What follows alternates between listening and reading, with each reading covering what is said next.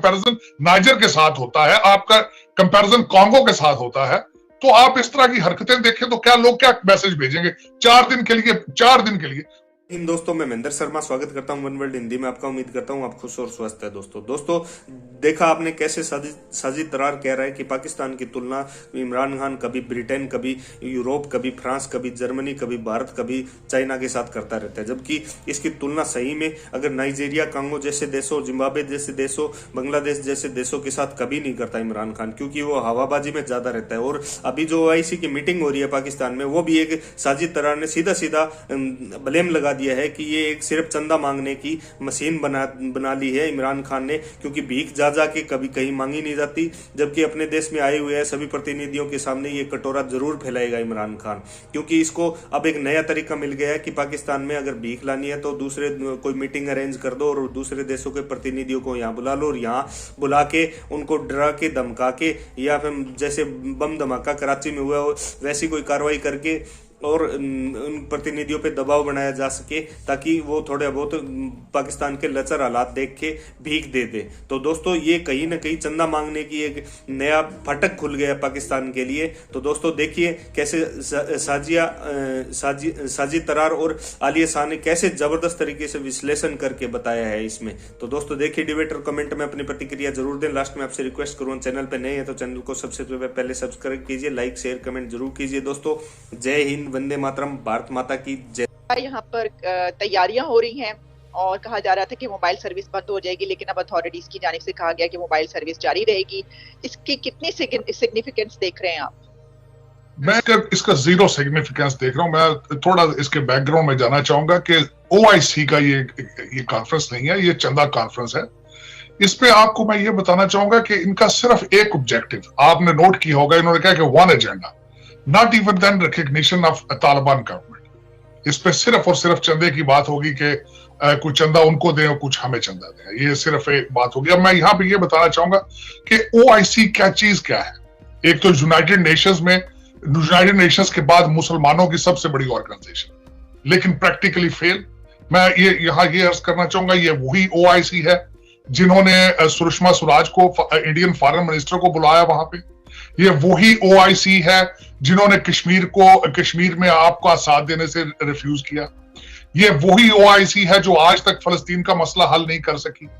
ये वही OIC है जिन्हें ह्यूमैनिटेरियन अगर अफगानिस्तान पे हेल्प करनी नजर आ रही है तो सीरिया में क्या हाल है, रोहिंग्या मुसलमानों का क्या हाल है, अगर देखा जाए तो फिर चाइना में जो दूसरे मुसलमान है उनके हालात क्या है।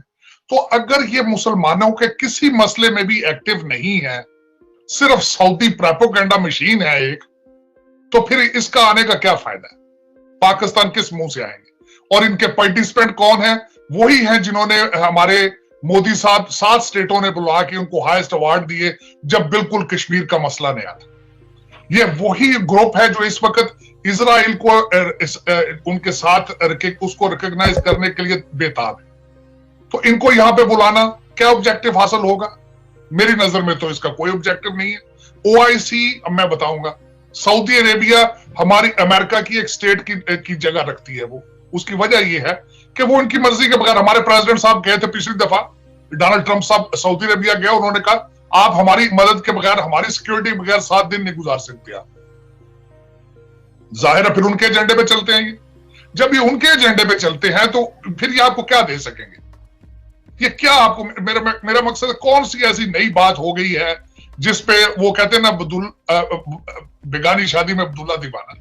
अफगानिस्तान असल में दर हकीकत मैं ये बताना चाहूंगा, इस वक्त तालिबान गवर्नमेंट ऑलमोस्ट पाकिस्तान को ब्लैकमेल कर रही है। वो तहरीक तालिबान पाकिस्तान की वजह से वो कहते हैं हमें पैसे लेकर दो, हमें रिकॉग्नाइज कराओ। इसमें रिकॉग्निशन की बात तो नहीं होगी क्योंकि वन पॉइंट एजेंडा है, सिर्फ ह्यूमैनिटेरियन बेस पे चंदा मांगने के लिए ये कॉन्फ्रेंस का इनेकाद हुआ है। अब वो चंदा देने वाली भी बात के पीछे कई लीगल उसके इश्यूज हैं कि अगर अमेरिका, जो इनको कहते अमेरिका क्योंकि आ रहा है, और आज कुरैशी साहब ने फरमाया है कि हमारी बहुत बड़ी जीत हो गई है क्योंकि अमेरिका आ रहा है। अब अमेरिका अगर आता है, अगर उनसे ये क्वेश्चन किया जाता है, रिक्वेस्ट की जाती है कि हमारा $9 बिलियन जो है वो रिलीज किया जाए, वो किस तरीके से रिलीज करते हैं उनको एक लीगल टेक्निकलिटी का इशू है उसमें कि अगर वो वापस दे देते हैं $9 बिलियन तालिबान को, इनडायरेक्टली वो तालिबान की गवर्नमेंट को रिकॉग्नाइज कर लेंगे, वो रिकॉग्नाइज हो जाएंगे इनडायरेक्टली। इसकी मिसाल मैं ये देना चाहूंगा कि जब कम्युनिस्ट पार्टी ने टेक ओवर किया था चाइना में, तो उस वक्त उनके फंड्स भी अमेरिका में मौजूद थे, और जो कम्युनिस्ट पार्टी थी वो उस वक्त भी अमेरिका को कहती थी हमारे फंड रिलीज किए जाए, लेकिन वो नहीं कर सकते थे क्योंकि उनको रिकॉग्नाइज करना पड़ता था उसमें। ये issue international court of justice में गया था when the China became the Republican independent country, after communist country. उसकी टेक्निकलिटीज है, लेकिन इस वक्त मैं ये बताना चाहूंगा कि पाकिस्तान और अफगानिस्तान के मसाइल क्या है। इन दोनों के मसाइल करप्शन है, क्योंकि दोनों बुरे तरीके से आज से नहीं साल से करप्शन में इन्वॉल्व है वहां पे। और दूसरी मिसाल मैं ये देना चाहूंगा कि डॉलर हो सकता है डॉलर स्टेबल करने की पॉलिसी हो पाकिस्तान गवर्नमेंट की, क्योंकि इस वक्त डॉलर सारा ड्रेन होकर अफगानिस्तान जा रहा है। और तीसरा मैं ये बताना चाहूंगा कि इस वक्त वहां पे पापी की ग्रोथ जो है वो बड़े पीक पे जा रही है। इस वक्त उन्होंने नए अपना कारोबार दोबारा स्टार्ट कर लिए हैं, खोल लिए हैं, और वो directly they are talking to, मेरे ख्याल में ये ओआईसी का कोई फायदा नहीं होगा। They are directly talking to America through the countries, they are the new partners of America there. असल में हकीकत अगर देखी जाए तो हकीकत इस वक्त पाकिस्तान को ये करने की जरूरत नहीं है, अमेरिका की विल नहीं है, क्योंकि अमेरिका के अंदर डेमोक्रेट पार्टी इस वक्त सिटिंग रजीम जो है वो डेमोक्रेट है। इस वक्त जो हमारी अमेरिका की फॉरेन पॉलिसी है वो ओबामा साहब वाली फॉरेन पॉलिसी है, और उसके तहत फॉरेन पॉलिसी वीक है। उनको सिर्फ दो इशू नजर आते हैं इस वक्त, ताइवान और यूक्रेन। उनका इसके ऊपर तवज्जो नहीं है अफगानिस्तान पे इस वक्त बिल्कुल। और दूसरा, जिस तरीके से एम्बेरसमेंट उन्होंने फेस की अफगानिस्तान में, वो उसको बार बार कुरेदना नहीं चाहते। अगर रिपब्लिकन पार्टी होती, रिपब्लिकन प्रेसिडेंट होते, पेंटागन स्ट्रांग होता, जिस तरीके से डोनाल्ड ट्रंप साहब का एक अपना उनकी एक अपनी फिलॉसफी थी कि अचीविंग पीस थ्रू स्ट्रेंथ, उसका मतलब ये था कि पेंटागन स्ट्रांग होना चाहिए, हमारी आर्मी स्ट्रांग होनी चाहिए। जब पेंटागन स्ट्रांग होता है, आर्मी स्ट्रांग होती है, तो फॉरेन पॉलिसी पे तवज्जो होती है कंट्रीज की। इस वक्त country America is facing huge political crisis, और उसके साथ ही Pakistan not only a political crisis तो 73 साल से चल रहे हैं, लेकिन इस वक्त I think the Pakistan is facing, जिस तरह आपने फरमाया पहले भी, द वर्स्ट इकोनॉमिक क्राइसिस मेरे ख्याल में जो इस वक्त इकोनॉमिस्ट है, जिस तरह आपने बताया अभी नए अब्दुल रज़ाक दाऊद साहब ने भी ज्वाइन कर लिया है इस चीज को, और पीटीआई के बहुत से लोग जो indirectly they are talking to Noon League और Peoples Party, they know exactly what's going on, लेकिन वो कहते हैं जाने ना जाने गुल ही ना जाने बाग तो सारा जाने है। दुनिया सारी को पता है कि इस वक्त हालात क्या है। खान साहब बार बार अपनी कैबिनेट को कहते हैं कि बाहर निकल के आप लोगों को बताएं कि this is the cheapest country, महंगाई कहाँ है। वो सारी दुनिया को नजर आ रही है महंगाई के हालात क्या है, आपके डॉलर के हालात क्या है, जीडीपी ग्रोथ क्या है। तो इसमें इन हालात में ये चंदा कॉन्फ्रेंस हो रही है। देखें, ये असल में हमारी गवर्नमेंट को, आपको मैं यहाँ ये बताना चाहूंगा कि लेकिन साजिद साहब, आप कह रहे हैं चंदा कॉन्फ्रेंस हो रही है, लेकिन चंदा जमा हो जाएगा? नहीं, मुझे नहीं लगता। उसकी वजह ये है कि इनकी आखिरी ट्राई है ये लास्ट। वो इस वजह से ये समझते हैं कि शायद हम चंदा मास्टर हैं चंदा कलेक्ट करने के, क्योंकि इन्होंने जिस तरीके से शौकत खानम हॉस्पिटल बनाया और इनके सारे वजीर जो थे वो चंदा मांगने वाले वजीर हैं। वो समझते हैं कि शायद जिस तरह हमने ओवरसीज पाकिस्तानियों को बेवकूफ बनाया है, इन अरबियों को भी बना लेंगे।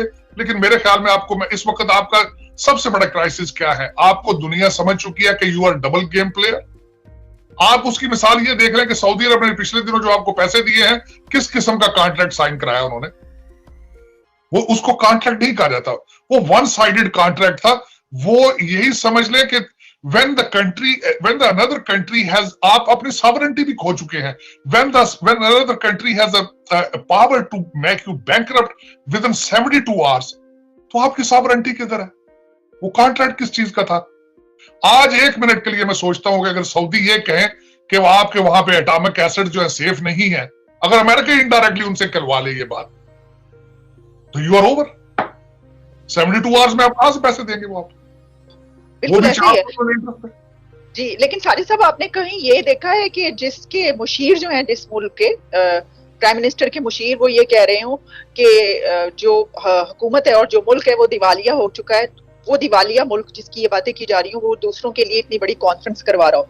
दूसरी तरफ मैं आपको ये भी बता दी चलूं कि इंडिया में भी जो कॉन्फ्रेंस है, एक रशिया, चाइना और इंडिया की समिट, वो भी उसके भी बड़े चर्चे हैं। तो आप क्या देख रहे हैं कि बहुत सारे मुल्कों के फॉरेन मिनिस्टर्स तो आएंगे, और इससे पहले भी हमने देखा कि कुछ अतराफ से अफगानिस्तान के लिए एड का ऐलान भी किया गया। तो आप समझते हैं कि क्या ये जो फॉरेन मिनिस्टर्स आएंगे ये कोई ऐसा वादा कर लेंगे और इसके में कुछ होगा, आगे कोई ब्रेक थ्रू हमें मिलेगा अफगानिस्तान को रिकग्नाइज करने और वहां पर एड के लिए?